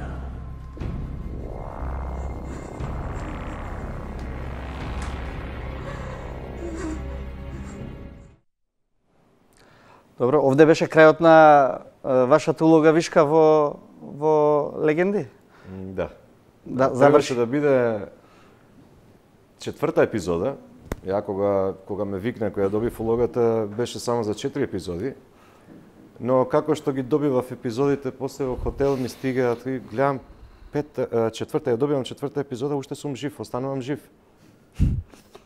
Добивам петта епизода, останувам жив и ги прашувам продуцентите и сценаристите, абе, што работава, нели требаше од четврта да умрам? Вика, не можеме да те убиеме, многу си добар, вика, па ќе те држиме уште, вика. Жив и ме одржа до 8 епизода од 10. Мислам, пошто се пишуваат, се пишуваат сценаријата. На актерите. Важно е да останат живи. Да, важно е да останат на филм. Барем до 8 епизода. Работа е да, кога ќе увидат квалитет надвор, ќе пуштаат ногти, ја бев и во Њујорк. И таму во Министерство за култура, не само што ми ги врати, отворија сите врати, само потоа си вишо прочита, туку ми дава и пасош за 2 недели, да играм во најдобриот театар, да продолжам со студии, затоа што јазикот за 2 недели го фатив и њујоршкиот акцент. Значи, јазикот, јас играм во, многу сега играв колумбиски, на колумбиец играв, затоа што сум многу добар по јазици. дека во Македонија се промовира научи македонски за да одиш понапред во животот. Јас со мојот македонски никаде не стигнав во Македонија. Значи тоа е таа фашистичко бреме што тлееше од двете страни, така да не се правиме за тоа дека не, и тоа треба да се промени што побрзо, ако сакаме заедно со квалитет да отидеме напред. Добро, значи во контекст на темата и прашањето, во Македонија во 2008 до 2015 се поддржани филмски проекти од страна на Агенцијата за филм во износ од вкупно над 25 милиони евра. За голем дел од филмовите, освен Трето полувреме и уште неколку, јавноста не е многу запознаена. Каде се потрошени овие пари, 25 милиони евра? Вака ми изгледа навиду многу, но не би можела да проценам. Ајде прво вие, Канчевска Милевска, па после да ги добро, филмската дејност, нели со формирањето на Агенцијата за филм, филмската дејност повеќе не е во Министерството за култура, туку Агенцијата за филм, која што е формирана од страна на владата, значи директорот се именува од страна на владата и така натака. Буџетот во филмската дејност е навистина зголемен, значи огромна поддршка владата даде во делот на филмската дејност. Значи негде реално секоја година се одобруваат 3 милиони, 4 милиони евра, нели, за филмови. Јавноста мислам дека е целосно запознаена, бидејќи за секој конкурс, од кога ќе се заврши конкурсот, јавно се објавуваат сите филмови кои што се поддржани, со колку средства, и тоа е достапно и јавно, секој може да види кој филм е поддржан. Како што кажавте, се поддржани над 250 филмови, тука влегуваат долгометражни играни филмови со малцински и со мнозински удел, да не заборавиме, потоа имате документарни, имате краткометражни и имате анимирани филмови кои што се поддржуваат. Од тие, колку што ја имам информација, значи од тие над 250, негде 158 се целосно реализирани, промовирани. Така да во континуитет се што е поддржано се учествува на сите оние фестивали, дали е Канскиот фестивал, дали се други фестивали, така да наградите што се добиваат и на фестивалите, и за долгометражните, и за анимираните, и за кратките се видливи, така да транспарентна е целата процедура и јавноста е запознаена со прашањето ми е да, јавноста веројатно таа што треба да знае, меѓутоа пошироката јавност на Волку Пари веројатно не е задоволна од квалитетот на она што го добива. Или јас се лажам, ајде уметниците нека кажат. Добро, јас сум младен само да кажам во делот на квалитетот. Значи, и режисерот и самото сценарио, кажете ми три остварувања кои што самото сценарио, мислам, знаете како, никогаш не можам да го девалвирам уметничкиот труд. Мислам, никогаш. Тоа ниту ми било дозволено досега, ниту сум го правела. Бидејќи сепак, тој е режисер, сценариото е тоа, филмот има одредена вредност. Видете, вредноста во уметност е исклучително тешко, можете да ја процените. При тоа секогаш кога давате пари за било каков продукт што треба да се направи од уметноста, никогаш не можете да имате гаранција дека тоа ќе биде врвно уметничко дело. Многу компоненти, многу нешта влијаат врз тоа дали ќе биде нештото добро или ќе биде лошо, или ќе биде просечно. Сумата што ја спомнавте од 25 милиони евра, јас не мислам дека е голема сума за филмови, во смисла на тоа дека секоја сериозна продукција чини минимум 3 пати или 4 пати повеќе. Говорам за светски размери, не говорам за наши. 2016 тој буџет. Не говорам за наши голем период за наши услови. Инаку немам приватна продуцентска куќа, не сум учествувал на ниеден од тие конкурси и не знам како да работите таму.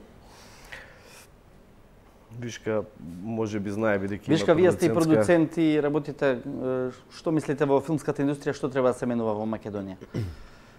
Пристапот, парите, отчетноста? Отчетност. Одлично е, значи кажав на почеток. Одлично е што зголемија фондови за филмови, па добија шанса и млади, затоа што не можеш ти да имаш добри, како да кажам, да имаш режисери одеднаш, да знаеш кој е добар, треба да им се даде шанса. Првиот што беше као директор Дејан Илиев направи одлична, тогаш почна и промените во ова, направи одлична работа. и ги постави многу добро работите, им даде шанса и на млади да работат, не на сите тие работи. Има една работа само. Се вика во Холивуд вредиш и како актер, и како режисер, и како продуцент вредиш колку што вреди твојот последен филм. Кај нас тоа не важи. Ако ти пропадне од последниот филм, овде пак ќе ги добиеш истите пари и немаш никаква отчетност. Втор проблем е што? Значи имаме, сега разбрав денес или вчера, дека некој продуцент кој што должи на пола Македонија затворил бизниси со неговиот филм, пак добил пари за некоја продукција. Не знам, не спомнувам имиња, затоа што не сум сигурен го слушнав се како муавет. Ако е вистина, тоа е катастрофално. Трета работа, и можеби, што мислам дека е прва работа, кај што најмногу грешат сегашниве продуценти, правиш филм од 5 милиона. Правиш филм за Гоце Делчев или за некои такви фигури, кои што ние ги знаеме. Ја знаеме таа историја. Но, ако сакаш ти со тој продукт, значи некои работи може да се проценат од старт. Не, предпоставки може да се направат, се разбира, апсолутно. Ти ако сакаш тој производ да го продадеш надвор, ти на 5 милиона да не можеш да земеш некој скрипт доктор, што се вика, некој да го прочита сценариото, некој сценарист од надвор, да му дадеш 20, 30, 50 илјади евра и да ти помогне за тоа да го направи така, за да можат да го сфатат надвор тој филм, затоа што ти влегуваш и влегува Гоце Делчев, сите знаеме кој е, но од надвор во Англија, во Америка, во Германија, појма нема. 5 милиони што? За филм, например, се трошат огромни пари. Добро, 3 милиони да речеме. Не, 3 милиони евра да речеме. Никогаш не. До сега не сум слушнала 5 милиони евра да се дадат за филм. Не сум слушнала. Ја колку што знам последниот што 3 милиони нека се, 200 илјади нека се. Значи 200 илјади евра нека се. 100 денари пак се многу пари. Пак се многу пари. Да, збориме за принципот, не е за принципот, значи 200 илјади нека се, ако имам ја 200 илјади, да правев документарец за нешто што е во врска со албанска историја. Прво што направив, земав луѓе кои што врска нема со албанска историја и ги седнувам на монтажа и викам, молим те, кажи ми, пошто јас ја знам оваа работа, дали тебе ќе ти е јасно. Ти да правиш да вложиш толку милиони, со милиони има во филмови. Не знам, 2, 3 или колку. 2, 3, да. Така, и ти да правиш 2-3 милиони филм и да не викнеш, да не направиш некој да даде своје мислење за тоа како да го продадеш надвор, да ти каже извинам, овде треба мал увод да видиме кој е овој. Значи тоа скрипт, доктори секаде има во Холивуд, тоа поминува по 100 раце додека стигне. Значи тоа не е ефтин спорт за ти така да оставаш на случајност. И исто во таа работа надвор не ги интересира дали тој што игра главна улога или втора, трета улога е добар со Груевски или добар со овој или со тој. Мислам, тие се носители, глумците се носители на филмот. И добро. Треба има одлични глумци, но во лош кастинг направени. Например, може, знаеш, промена на улоги, не збориме, имам одлични актери овде. Има одлични, но погрешно ставени, во погрешно руво, во погрешна позиција, во погрешна вакво што и нив ги уништува како актери што можат да извадат. Погрешни луѓе или на погрешни места секогаш е лошо. Министре, ајде ние да бидеме најдобри во Македонија, разбираш, ние да сме овде најдобри, нема врска што тој филм нема да го помине Табановци. Министре, за филмската индустрија. Да, па главно забелешките исто се бројни и Висар кажа голем дел од нив. Генерално се работи повторно за една стратегија дека има буџет и сега тој буџет треба да се распределува. Секогаш, значи, сомнежите на јавноста беше кој ги добива парите, дали се вистински продуценти тие што ги добиваат филмовите, режисерите често пати беше оспорувано самите компетенции како режисери, еве Висар Вишка речи како сценаристи. Сега, зошто е потребно странски скрипт доктор да чита сценарио во ситуација на филм кој што кошта 3 милиони евра. Значи тука стратешкиот принцип во филмската дејност е погрешен. Тоа значи дека ако осетите вие дека имате недостаток на кадри кои што се добри сценаристи, кои што знаат да развијат добро филмско сценарио, тоа значи дека Агенцијата за филм, меѓу другото, треба да се занимава и да го поддржува и секторот на едукација.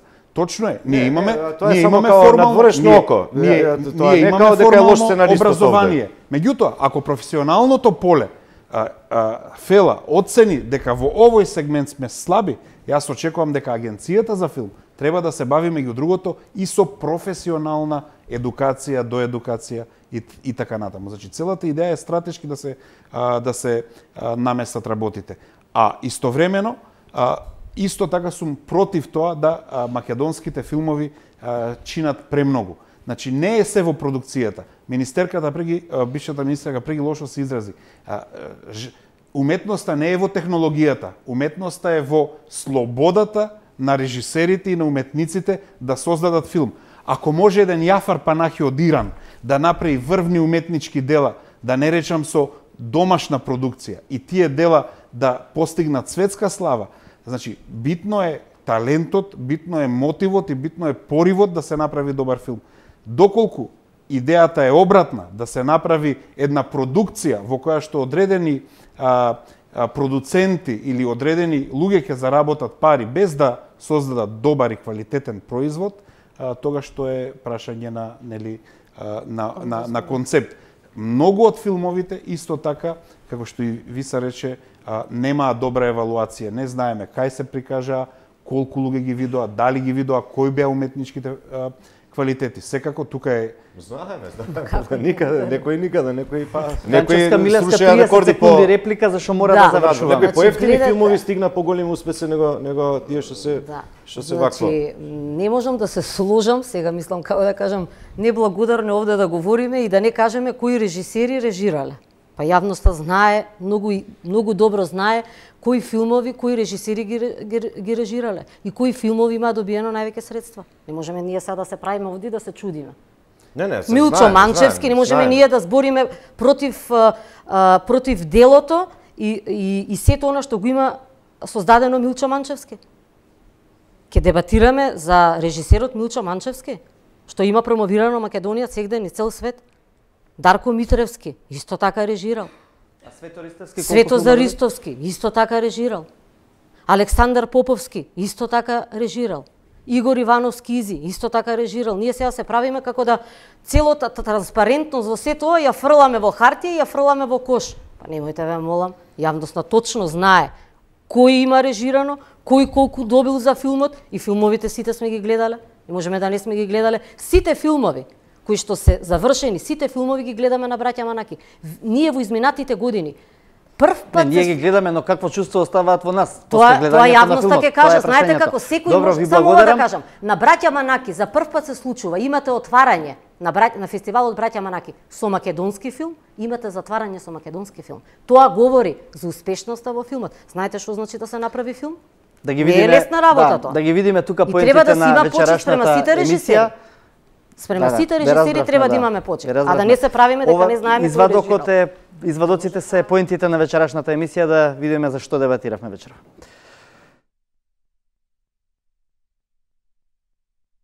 Ние го поставуваме прашањето дали се работело ефикасно, ефективно со народните пари, дали се трошени како што треба, дали работите се обезбедени и на крај дали на вистина имаме безбедни услови. Во таа смисла, нели, се поставува и прашањето зошто се отвори, се овозможи концерт на филхармонијата, а зградата нема технички прием, зошто театарот во Велес работи веќе 3 години и исто така нема технички прием. Во тој дел Министерството што го има реализирано, дали се овие проекти во делот на издавачката дејност, дали во инвестиции, дали во делот на заштита на културно наследство, нема нешто спорно, нема нешто негативно.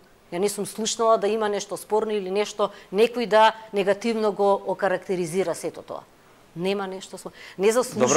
Не заслужуваат уметниците да имаат добри услови за работа. Мислам, за мене е тоа неприфатливо.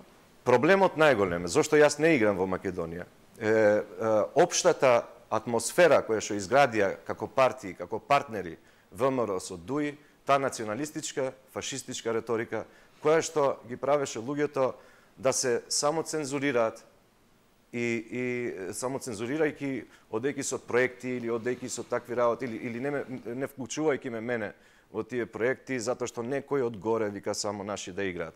Мислам дека е мошно погрешно мислењето кое што е стекнато во јавноста дека директорите се тие кои што одбираат кои актери ќе играат, а кои актери нема да играат.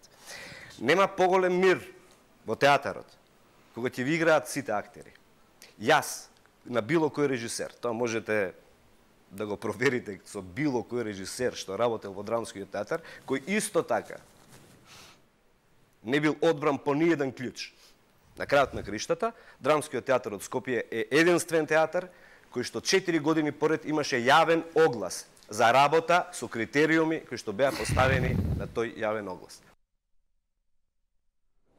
На самиот финиш на дебатата во која учествува актерот Висара Вишка, поранешната министерка Елизабета Канчевска-Милевска, директорот на Драмски театар Роберт Велјановски и министерот Роберт Аладјозовски,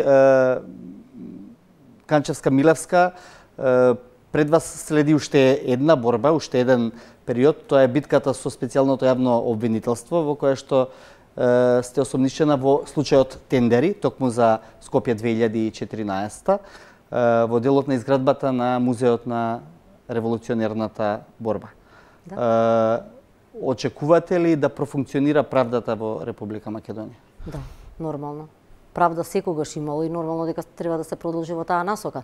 Значи, јас јавно излегов на пресконференција, не знам, верувам се сеќавате, јавноста се сеќава, со документацијата која што беше предадена на специјалното јавно обвинителство и тоа се однесува за, не се однесува за музеот, туку се однесува за партерното уредување, поточно за спојот на паркингот на театарот со музеот и партерот околу самиот музеј.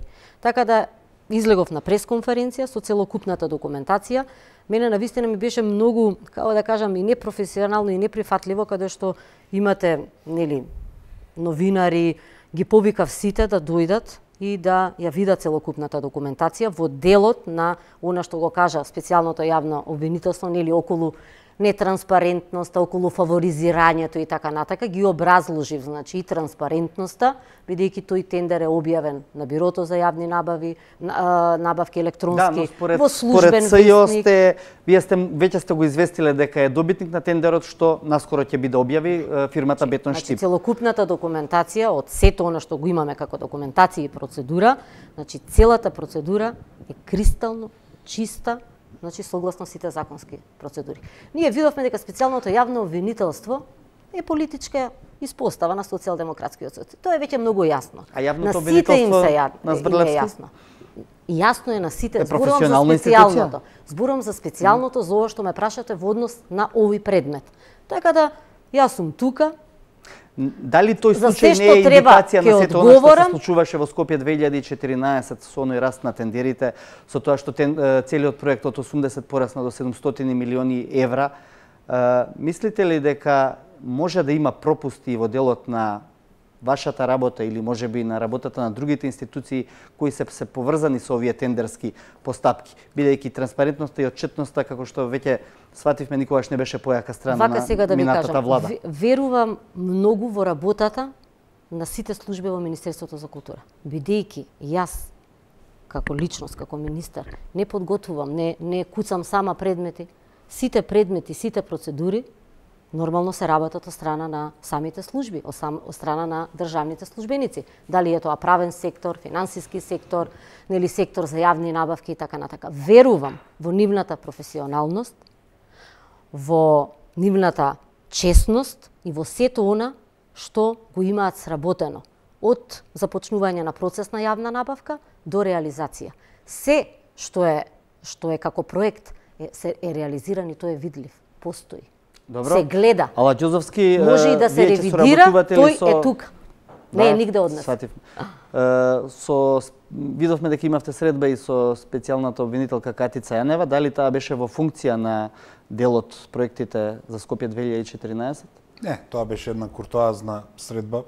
Прв пат ја видов специјалната јавна обвинителка во живо, се запознавме. Се разбира дека, ние, меѓу другото, токму во насока да ги отстраниме, како што реков на почетокот, сите сомнежи на јавноста, и ние лично, значи јас лично и професионалците во Министерството, инспекцијските служби, ако е потребно ќе направиме и надворешна ревизија, со цел да ги испитаме документите кои што ние ги имаме во рамките на Министерството и еве и од наша страна ќе во еден иден период ќе излеземе со став дали се е чисто по однос на разни проекти, по однос на разни тендери, по однос на разни набавки и други проекти. Добро, ви благодарам на сите мои вечерашни гости. Ви посакувам многу среќа и успех во натамошниот период. И благодарам и на публиката за тоа што вечерва бевте активни. Почитувани гледачи, останете со Телевизија 24.